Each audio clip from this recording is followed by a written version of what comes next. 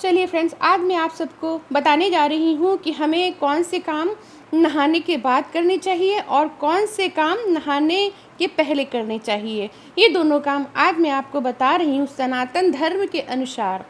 हिंदू धर्म में कुछ ऐसे नियम होते हैं जो कि सनातन धर्म को मानने वाले प्रत्येक व्यक्ति को करना चाहिए। कहा जाता है कि 84 लाख योनियों में जन्म लेने के बाद मनुष्य शरीर मिलता है और मनुष्य को ही भगवान ने सोचने समझने की शक्ति प्रदान की है, तो हमें इसे व्यर्थ नहीं जाने देना है। मनुष्य शरीर धारण करके कुछ ऐसे कार्य करने चाहिए जो हमारा जीवन जन्म मरण के चक्कर से मुक्त हो जाए, यानी कि हम हमेशा के लिए भगवान के पास हो जाए।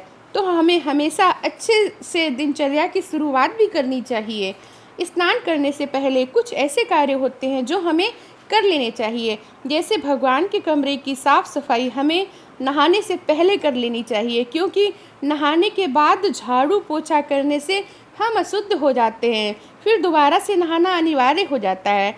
भगवान के बर्तन हमें नहाने से पहले साफ़ करके रख देने चाहिए, क्योंकि एक बार भगवान को भोग लगाने के बाद वो बर्तन जूठे हो जाते हैं और जूठे बर्तन नहाने के बाद साफ़ करने से हम भी अशुद्ध हो जाते हैं। इसके बाद बारी आती है फूलों की।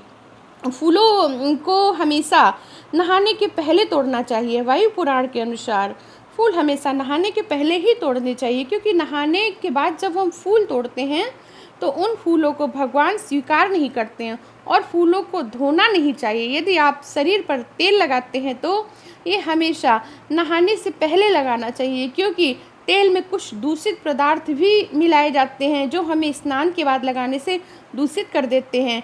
वैज्ञानिक दृष्टिकोण से देखा जाए तो तेल में कुछ ऐसे पदार्थ होते हैं जो नहाने के बाद लगाने से साफ़ नहीं हो पाते हैं, जिससे कि हमें त्वचा रोग होने की आशंका रहती है। यदि आप रोज़ाना पूजा करते हैं तो नहाने के बाद रसोई घर में जाने से हम रसोई शुद्ध रहती है, इसलिए नहाने के बाद ही रसोई घर में जाना चाहिए। और हो सके तो नहाने से पहले आपको नहाने के बाद सीधे से आपको पूजा घर में जाना चाहिए, पहले भगवान का आशीर्वाद लेना चाहिए, फिर रसोई में प्रवेश करना चाहिए। हाँ, तुलसी के पत्ते स्नान से पहले कभी नहीं तोड़ने चाहिए।